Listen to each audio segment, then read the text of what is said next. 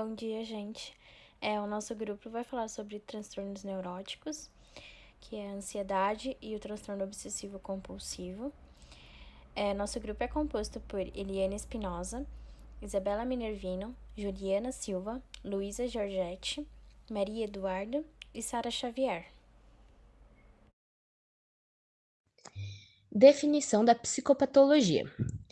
Antes de abordar a ansiedade e o toque, a gente trouxe o que é o transtorno neurótico e as neuroses. O transtorno neurótico, segundo a Organização Mundial da Saúde, é um conjunto de sintomas ou comportamentos clinicamente reconhecíveis e que podem ser associados a um sofrimento e interferência com funções pessoais. Já as neuroses são quadros patológicos psicogênicos ligados a situações externas, as quais provocam transtornos na área mental, física e ou de personalidade, ou seja, consiste em alterações caracterizadas pelo aumento de intensidade das estranhezas próprias, com uma amplificação das reações que até certo grau são consideradas normais. Segundo a visão psicanalítica, as neuroses são frutos de tentativas ineficazes de lidar com conflitos e traumas inconscientes. Definição e psicopatologia da ansiedade. A ansiedade é um fenômeno que em momentos beneficia e em outros prejudica, variando conforme as circunstâncias ou a intensidade, podendo se tornar patológica, sendo prejudicial ao funcionamento psíquico, que é o mental, e o somático, que é o corporal.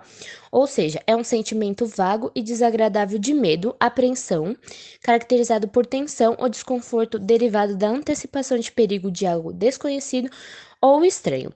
A ansiedade estimula o indivíduo a entrar em ação, porém em excesso pode acabar inibindo reações, podendo ser tão desconfortável que para evitá-la, as pessoas deixam de fazer coisas simples do seu cotidiano. Definição da psicopatologia do transtorno obsessivo compulsivo, o TOC. O TOC é o quadro psiquiátrico caracterizado pela presença de obsessões e compulsões. As obsessões são ideias, pensamentos, imagens ou impulsos repetitivos e persistentes vivenciados como intrusivos e que provoquem ansiedade. Já as compulsões são comportamentos repetitivos ou atos mentais que visam reduzir a ansiedade. Sendo assim, o TOC é uma manifestação psicológica associada a algum comprometimento funcional resultante de disfunção biológica, social, psicológica, genética, física ou química, podendo ser classificada ainda como alterações do modo de pensar ou do humor associadas a uma angústia expressiva, produzindo prejuízos no desempenho global da pessoa no âmbito pessoal, social, ocupacional e familiar. Sintomatologia da ansiedade. O portador pode vir a relatar aflições, angústias, perturbações do espírito causadas por incertezas, relação com qualquer contexto de perigo, alterações do sono, tensão muscular, preocupações em excesso e inquietação. Sintomatologia do toque. Os principais sintomas são as obsessões e compulsões, ou ambas, com alterações de comportamento com rituais ou compulsões, repetições e evitações, alterações de pensamento com preocupações excessivas de dúvidas, pensamentos de conteúdo impróprio ou ruim e obsessões. Alterações de emoções como medo, desconforto, aflição, culpa e até a depressão. Eu vou falar um pouquinho sobre os dados epidemiológicos. Segundo os dados da Organização Mundial de Saúde, OMS, a prevalência mundial do transtorno de ansiedade é de 3,6%. O continente americano, ele alcança as maiores proporções, que atinge de 5,6% da população. Porém, no Brasil, destaca-se com 9,3%, ou seja, um número bem relevante, presente na população, possuindo o maior número de casos de ansiedade entre todos os países do mundo. Essas estatísticas são reflexos da dinâmica da sociedade moderna, que contribui com o surgimento de transtornos mentais e comportamentais, sobretudo a ansiedade, o estresse e a depressão, que são as doenças mais comuns nos consultórios médicos. Essas doenças, elas podem ser resultados de fatores de risco em atividades laborais e nas relações do ambiente de trabalho. Na nossa primeira tabela sobre frequência de morbidade referida por sexo no Brasil em 2013, segundo a Pesquisa Nacional de Saúde PNS, podemos notar a relevância de total de casos estimados por depressão, que é de 11.179, e outros tipos de doença, com 1.347. Pode-se dizer que é um número alto que aumenta conforme os anos. Na nossa segunda tabela, sobre frequência de depressão nos estados do Brasil em 2013, também segundo a Pesquisa Nacional de Saúde PNS, nos mostra autorrelatos de depressão em estados do Brasil. E podemos notar que em São Paulo, com 2.787, e em Rio Grande do Sul, com 1.127, e em Minas Gerais, com 1.698, existem mais casos de pessoas que relatam a depressão. Porém, também nos outros estados temos um número significativo. Segundo dados da Pesquisa Nacional de Saúde, o Brasil não possui acesso adequado aos cuidados da saúde mental. Pode-se verificar que cerca de 78,8% dos brasileiros com sintomas relevantes não recebia nenhum tratamento condizendo com a sua doença. O gráfico número 1, sobre anos perdidos por morte prematura ou por incapacidade dali, para cada transtorno mental, é decorrente do uso de substâncias psicoativas em 2015 por sexo e idade no Brasil. Ele nos mostra que os transtornos mentais no Brasil apresentam-se em maior número em lilás de transtornos depressivos, seguido pelos transtornos de ansiedade em azul, e que ele é maior em mulheres de 35 a 39 anos e de 30 a 34 anos, e em homens também. Os tratamentos abordados para o transtorno de ansiedade e o transtorno obsessivo-compulsivo são fundamentados entre a associação da terapia farmacológica juntamente com uma abordagem psicoterápica. Dentro da ansiedade, possuímos diferentes tipos de transtornos. No transtorno do pânico, por exemplo, o objetivo maior da farmacoterapia é o bloqueio dos ataques de pânico. São utilizados como primeira escolha medicamentosa os inibidores de recaptação de serotonina, como a fluoxetina e a sertralina, por exemplo. E também são utilizados benzodiazepínicos, como o alprazolam e o clonazepam, em doses mais elevadas, para assim conseguir bloquear os ataques de pânico. Devemos sempre estar atentos com a ingesta medicamentosa de benzodiazepínicos, pois são medicamentos tarja preta e que podem causar dependência química facilmente. Já no transtorno de ansiedade generalizada, são utilizadas 3 classes medicamentosas, que são os benzodiazepínicos, a buspirona e os antidepressivos. Os benzodiazepínicos, como o diazepam e o alprazolam, por exemplo, são efetivos nos sintomas do TAG e produzem um efeito rápido, melhorando rapidamente a sintomatologia do paciente. Já a buspirona é uma classe de ansiolítico não benzodiazepínico, que também é indicado para o tratamento e, por não ser benzodiazepínico, não apresenta riscos de dependência para a saúde. Então, portanto, ela é uma classe medicamentosa assim, mais utilizada. E, por fim, temos a classe dos antidepressivos, que são subdivididos entre os antidepressivos inibidores da recaptação de serotonina, como, por exemplo, o escitalopram, a paroxetina, a sertralina e a fluoxetina, e os antidepressivos inibidores da recaptação de serotonina e noradrenalina, como a venlafaxina e a duloxetina, por exemplo, que são utilizadas como as drogas de primeira escolha para o tratamento mais prolongado do TAG. No transtorno de ansiedade social, são utilizados os inibidores de recaptação de serotonina, tais como fluvoxamina, sertralina, o escitalopram e principalmente a paroxetina, e que são considerados o tratamento de primeira escolha para este transtorno de ansiedade. Os benzodiazepínicos também são indicados para o tratamento dessa psicopatologia, sendo empregados os fármacos clonazepam, bromazepam e alprazolam. No entanto, o seu uso é dificultado pelos seus efeitos colaterais, como também em virtude dos altos índices de comorbidade com abuso e dependência de álcool, devendo sempre considerar os riscos de dependência, os efeitos colaterais e a ansiedade rebote e/ou sintomas de abstinência na descontinuação do tratamento. No transtorno de estresse pós-traumático, são indicados os inibidores de recaptação de serotonina, como a fluoxetina, sertralina e paroxetina. Neste transtorno, são contraindicados o uso de benzodiazepínicos, especialmente o alprazolam, em virtude dos riscos de desenvolvimento de abuso e dependência e, consequentemente, de sintomas graves de abstinência que estes pacientes apresentam. No transtorno obsessivo-compulsivo, são considerados como parte da terapia farmacológica os inibidores seletivos da recaptação de serotonina, dentre eles a fluoxetina, o citalopram, a paroxetina, a sertralina, a fluvoxamina e o escitalopram. A clomipramina é uma classe de antidepressivos tricíclicos pioneira no tratamento do TOC. No entanto, atualmente está entrando um pouco mais em desuso devido ao seu alto índice de efeitos colaterais. Portanto, os inibidores de recaptação de serotonina são os mais indicados neste caso.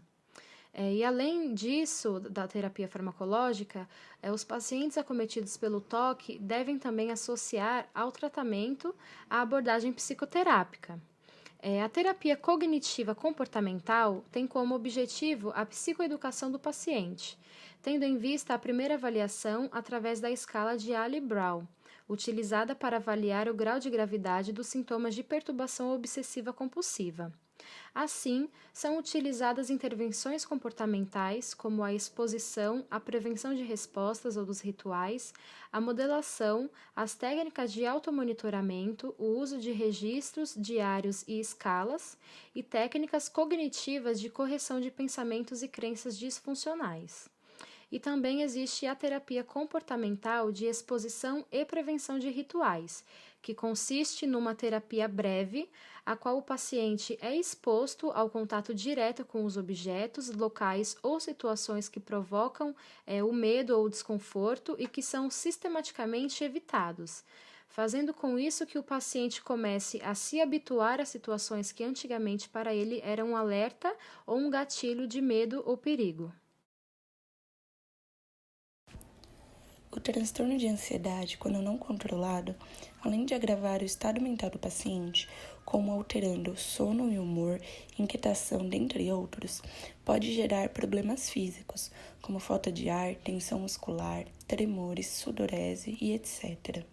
Além de alterações metabólicas e cardiovasculares, devido ao aumento prolongado do cortisol e monomanias, podendo resultar em um infarto agudo do miocárdio ou um acidente vascular cerebral.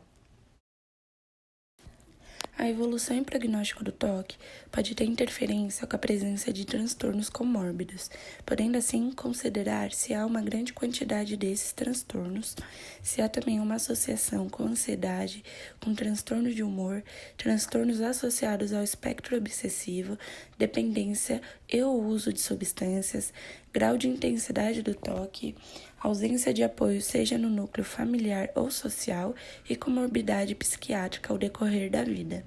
Em suma, tudo isso interfere no agravamento do funcionamento de adaptação desses pacientes.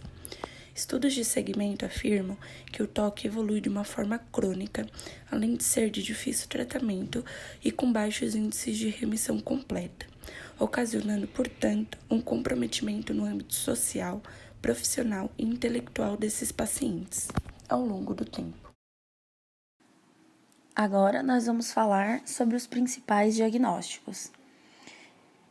Então, nós colocamos risco de violência direcionada a outros. Muitos pacientes portadores dos transtornos, assim como a ansiedade, em grande parte aqueles que não fazem acompanhamento nem uso de psicofármacos, podem demonstrar-se agressivos diversas vezes em momentos em que estão em crise ou frente a situações que os outros lhe remetem seus sinais e sintomas.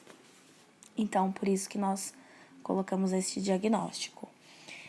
O outro é interação social prejudicada. Nós podemos exemplificar com esse diagnóstico, assim como nós mostramos no caso de Johnny Depp. quando relatou que se sentia desconfortável quando estava em situações sociais e acabava descontando esse desconforto na bebida. E assim, durante as pesquisas de estudos de casos, muitos artigos lidos relatavam que muitas pessoas com esse tipo de transtorno se isolavam. Tinham medo do julgamento das pessoas pelo fato de fazer uso de ansiolíticos ou mesmo por terem comportamentos diferentes em meio às situações do cotidiano. Elencamos também o diagnóstico, processos familiares interrompidos. Assim como o próprio título já diz, essas psicopatologias, de um modo geral, elas afetam diretamente os familiares dos indivíduos, ainda mais pelas mudanças de comportamentos que muitos apresentam. Sendo estes comportamentos alteração no próprio comportamento, na fala, nas atitudes, na rotina e mesmo na paternidade e na maternidade e nos relacionamentos de uma maneira geral. De maneira mais breve agora, colocamos também os diagnósticos de enfrentamento, tolerância ao estresse, ansiedade relacionada à morte, enfrentamento ineficaz, síndrome do estresse por mudança, risco de solidão, disposição para a resiliência melhorada. Esses foram alguns diagnósticos que nós pontuamos, mas tem muitos outros que se encaixam de acordo com a variação do exposto pelo paciente e também de acordo com as características semelhantes de outros diagnósticos. Nos cuidados de enfermagem, nós agrupamos todos no mesmo propósito que se refere aos diagnósticos que nós pontuamos. Então, eu gostaria também de colocar aqui a questão da apresentação dos nossos colegas, que assim como a professora também comentou, muitos transtornos têm em comum muitos sintomas. Então, de um modo geral, nós como enfermeiros precisamos e devemos estar sempre atento aos detalhes de cada relato dos pacientes. Por exemplo, muitos apresentam solidão, tristeza, medo, uso de substâncias químicas, suicídio e por aí vai. Bom, mas falando dos cuidados de enfermagem, nós colocamos que nós devemos usar uma abordagem calma e tranquila, tentar entender o que o paciente espera da situação em que ele se encontra, qual a melhora e o que ele compreende, nos atentar a sinais verbais e não verbais da ansiedade, escutar o paciente com muita atenção, porque muitas vezes a escuta terapêutica que nós fazemos já desperta o interesse de tratamento no paciente, confiança e também porque muitas vezes as pessoas só querem alguém para ouvi-las. Ajudar o paciente a identificar as situações que o deixam ansioso, orientar sobre a participação de grupos de apoio e supervisão, pois assim também o paciente entende que ele não é o único com esse tipo de transtorno e que ele não está sozinho. Auxiliar o paciente a verbalizar as situações dolorosas que ele está vivendo, a fim de ajudá-lo a lidar melhor com essas situações, né? E evidenciando também que são doenças que acometem qualquer classe social, qualquer origem, qualquer idade e qualquer sexo.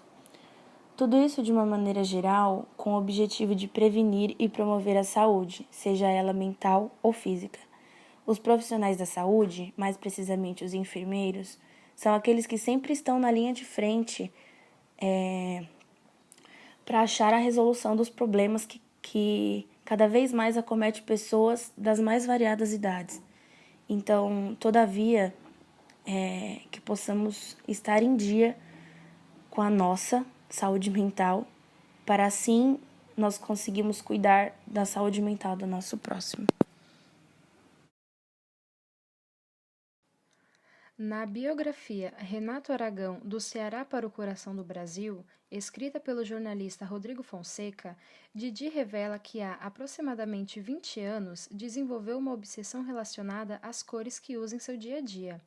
Isto, para ele, significa vestir apenas azul e branco às segundas e sextas e apenas branco às terças.